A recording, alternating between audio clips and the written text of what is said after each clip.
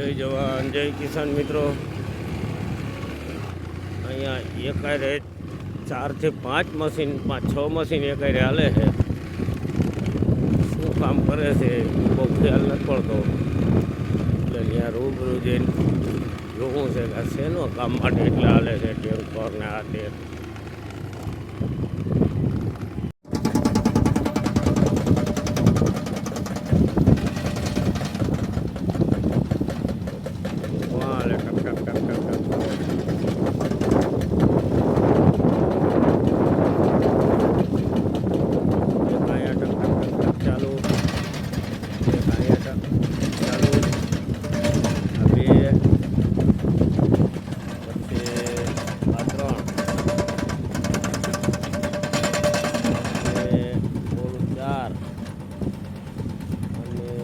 આગળ 5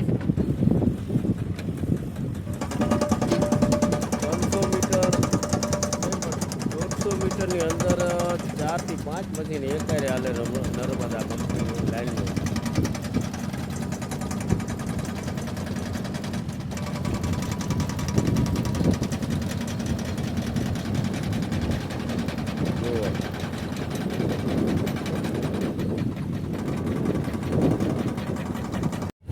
આ લાઈન નાખવા માટેના જો મશીન હાલે બધા, લાઈન નાખવા માટેના વાવડી પાણી જવા માટેની આ લાઈન છે. એકારે એટલા મશીન હાલે મિત્રો. કેવો પથ્થર પડ્યો, કેવા કેવા યંત્રો આવી ગયા.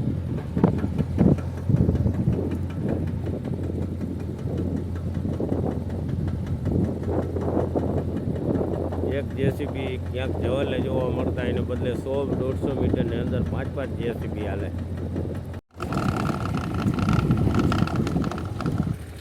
જો આ લાઈન ખોદીને માથે આરસીસી કરે વ્યવસ્થિત. એમરજન્સીમાં કામ ઉપાડ્યું છે, કારણ કે કામ પૂરું કરવાનું વહેલું હતું. ચોમાસાની સિઝન આવી, કામ પૂરું થયું નથી. તત્કાલ જેવા કામ બધું થયું. આ ટાંકામાંથી પાણી લેવાનું છે. આ વિજયપુર ગામને પાણી પહોંચાડવાનું છે. પાણી માટે સરકાર ખૂબ ખર્ચો કરે છે, પણ ભ્રષ્ટાચાર, અણઆવડત, એન્જિનિયરોની આળસ, ખૂબ પૈસો વાપરવા છતાં પરફેક્ટ કામ નથી થતું. એટલે વારંવાર આ બધું કરવું પડે. જો ઓલા કાળા પંપા કાઢી આ નાખે, કેવડો ખર્ચો ચડાવવો પડે છે. આપણા દેશમાં આવા ખોટા ખર્ચા દેશની સંતરતામાં વિક્ષેપ કરે છે, કારણ કે આ કરોડો રૂપિયાના ખોટા આંદોલન થાય છે, ડબલ ખર્ચા થાય છે. જેને લીધે દેશમાં આપણી દેશની સંતરતામાં ઘણો બધો ફરક પડે છે. મિત્રો આવું છે. આપણે કોઈ પક્ષ વિશે કે તે કોઈ વિરોધથી વાત નથી, પણ જે છે એ હકીકત છે મિત્રો.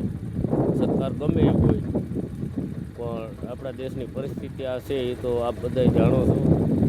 અને આપણા માટે આ મોટી નુકસાની એ છે. ડબલ ખર્ચા કરવા, કરોડો રૂપિયાના આંદાણ કરવા છતાં પરફેક્ટ કામ નથી થતું.